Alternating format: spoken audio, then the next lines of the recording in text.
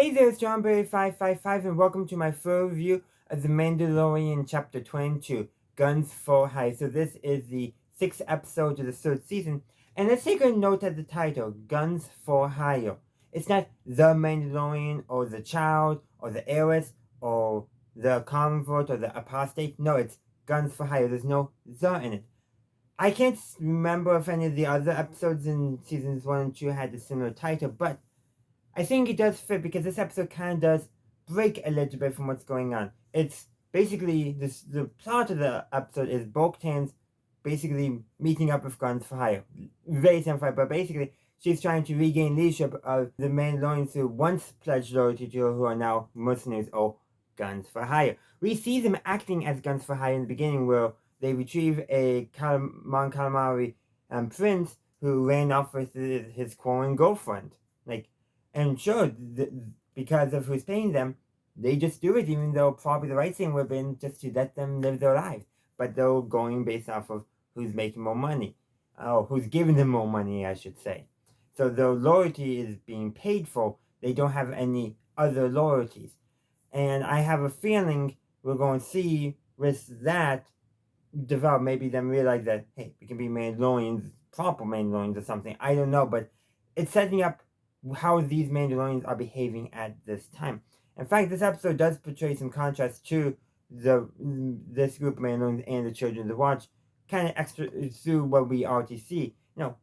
They both have preconceptions on who is a Mandalorian and who isn't a Mandalorian. Like, by the end of the episode, I'm jumping ahead here, but Bo-katan and Din finally meet up with them, and the thing is, they dismissed Din because he wasn't born Mandalorian. Meanwhile, Din, when he first met Axe, he dismissed him as not being a Mandalorian because he removed his helmet. Seems like a bunch of Mandalorians are stuck up on who is a Mandalorian based off of archaic rules. For the Children of the Watch, it's taking the creed and not taking your helmet off. For these Mandalorians, it's, well, are you descendant from Mandalorians who once took the creed? You don't have to, but you have to be descended from them. It's like all these different rules, and I'm pretty sure there's other groups with totally different sets of rules too. But and what we see with Bo-katan in that scene is she's tired of Mandalorians fighting over trivia stuff like who is and who isn't a Mandalorian. You can see she's coming around to that. And in fact, that does kind of connect nicely with what the Armorer said to Bo-katan in the last episode, that she walks both ways. In many ways, that is kind of true. She has taken the creed, but she's also a descendant from Mandalorians. So she's kind of got both worlds going on there. She probably only took it because she's from the royal family, but still took the creed because she was in the royal family and probably certain procedures she had to follow which she didn't really care for. But still, it is kind of interesting. And we also get stuff with the Darksaber.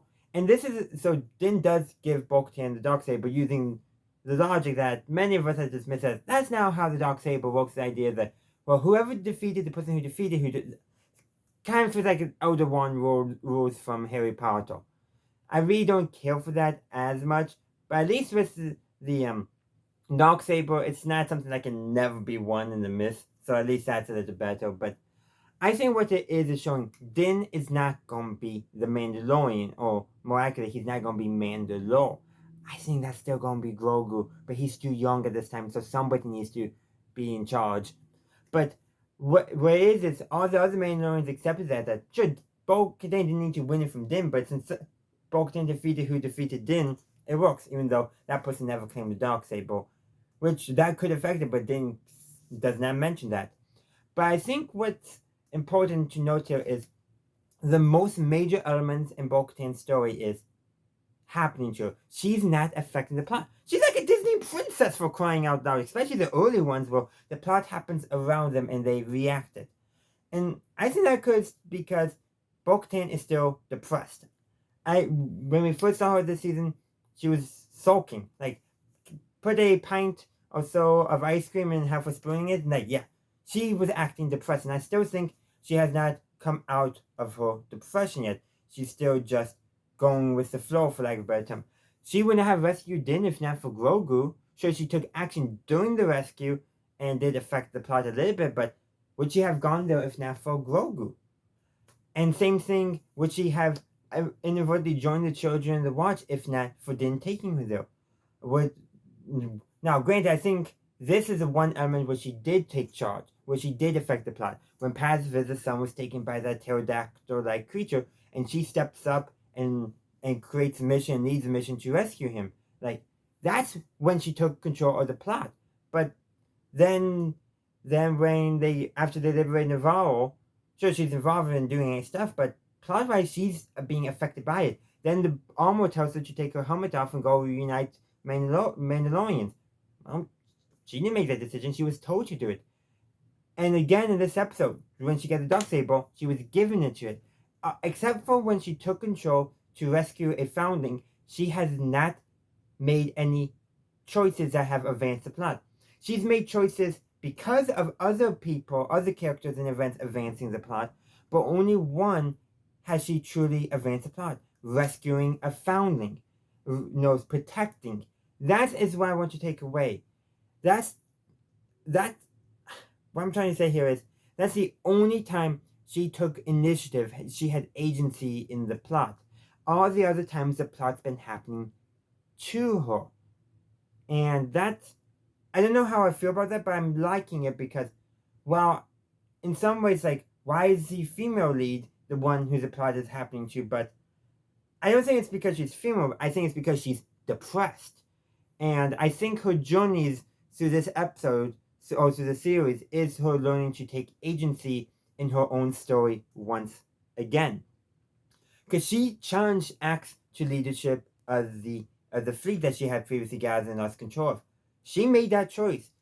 She could have done it. She could have regained their control in the other way, though that was probably the most effective way. But she could say, Din supports me, and he has a Darksaber, so you should support me as well. She could have done that, but she chose to do a challenge, but also chose not to harm. I think this is, well, that's minor. I didn't mention before because I was trying to paint a narrative there, but I'm bringing it in now because it connects back up with saving the foundling. She's sick of Mandalorian blood being spilled, and she just wants to protect other Mandalorians. I think that's all she has left, all that she feels a calling for, if you will. She saw the Mythosaur, but she's still unsure about herself, and with all that. So what I'm thinking is her coming story, which I've talked about a lot in this review so far, is this. She's not going to feel calling for anything to do except for to protect other Mandalorians. I honestly don't think she feels a calling for anything else anymore. Even leadership, I don't feel like she feels a calling for. And everything that's not protecting a Mandalorian, she's just letting the plot happen to her. Which is interesting to note. But that comes in nicely with Din and his PTSD with droids. Okay, that's a terrible transition, but we're going with it. Because the plane that the Mandalorians have been hired to protect for most of the episode, they're just off waiting for threats. But in the city, a bunch of reprogrammed droids are going haywire. And because of complicated legal loopholes, because one of the leaders of the plane is a member of the Amnesty program, who turns out no problem at all, was actually the head of security for the planet, who was a former separatist. So there's that. But one interesting thing to note there is Din is confronted with his PTSD around the droids. Did he regress? I don't think so, because a lot of these droids were bad droids, so he regressed, but it was because of PTSD, not because of anything else. Acting out irrationally because of his PTSD. It's kind of similar to how bo-katan's story has been dictated by her depression, which is keeping her from taking the initiative, taking action, and major plot beats, story beats for her character. Meanwhile, here's Din, who's been doing pretty well this season so far, but the minute he's confronted with droids of his past, the droids that killed his family, nearly killed him, if not for Mandalorians, he regresses, he lashes out because the PTSD takes control of his logical reasoning. Like Kyo said back all the way in episode 2, actually it may have been different episode, but back in season 1, Kyo the Ugnaught basically said that droids like children are programmed by the adults around them. And what it is Din has regressed to his program, just like these droids are, because of the sabotage by the head of security. It's a symptom of the same cause. The past is coming in and affecting their ability to go forward in the future. Bo-Katan's depression about the past is also holding her back. In some ways, is every villain or every stumbling block our characters are truly facing has to revolve around the past. Bo-Katan, depressed at losing control of Mandalore and all the things she sees as her fault for Mandalore's fault. Then his PTSD around droids is the past. Grogu, he doesn't seem to be being held back by the past, which is interesting. He shows off his force abilities in this episode a couple of different times. Sometimes suddenly, sometimes not, but still. Like, it's all of the past. The head of security longs for, independence, separatism. Like, that's holding him back. Let's go back to the Coruscant episode a few episodes back, where we got to see Dr. Pershing again and that one other former Imperial. She's being held back by the past, so was he, longing to continue his research for what sake? See, like, it's basically, it seems like the past is holding every single character back, or is the motivation behind the antagonists or villains of the episodes. Like, it's all connected to the past.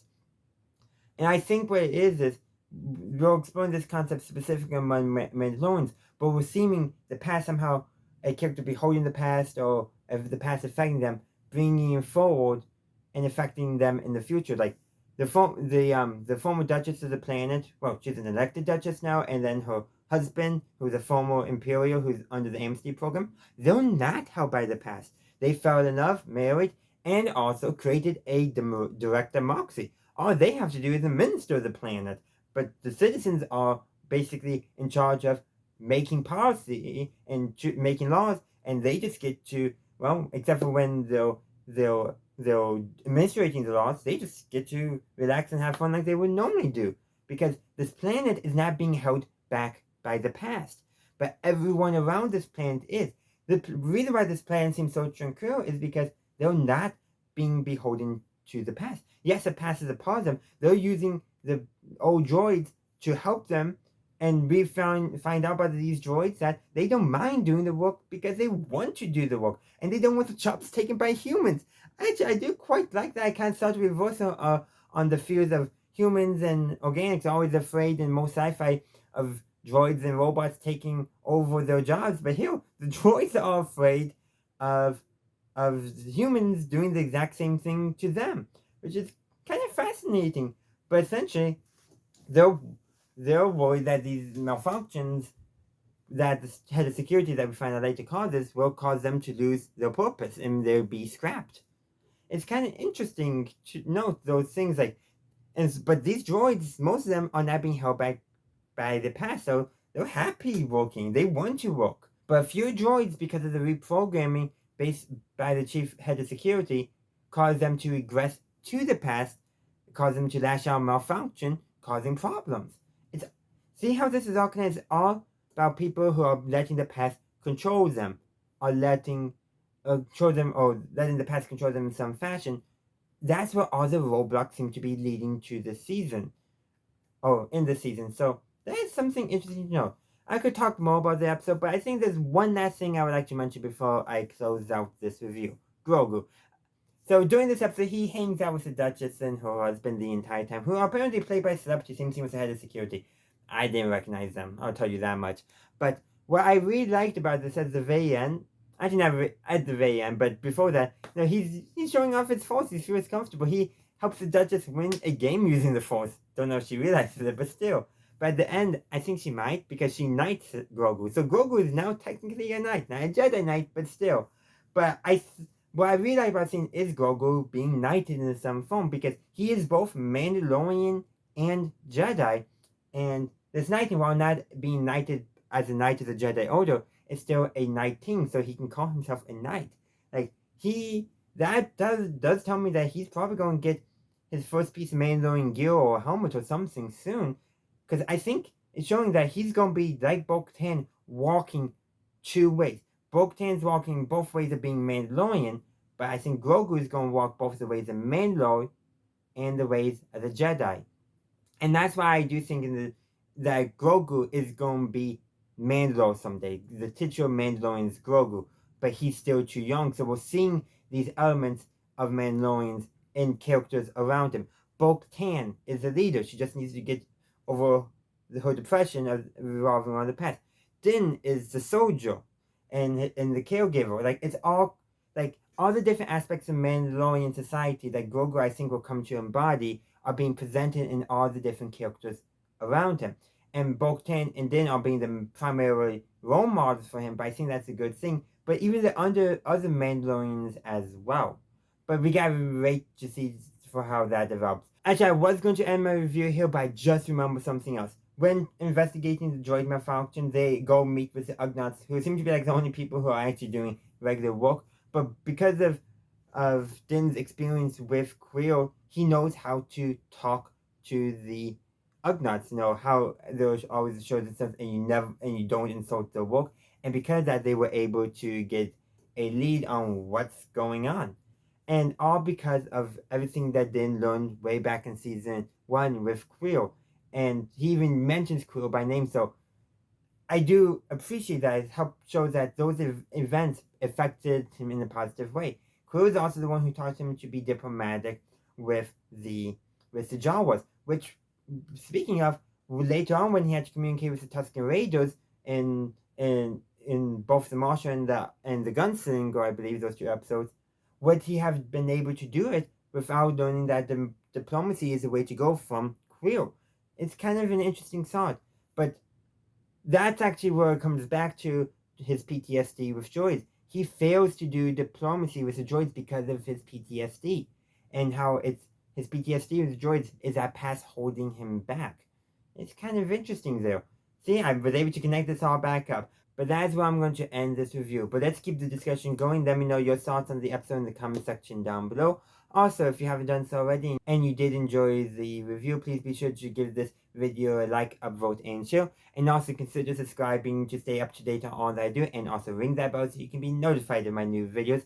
Also, feel free to check out all the links down below. But in the meantime, thank you for watching. And as always, have a day, a good night, wherever you are. This is the way.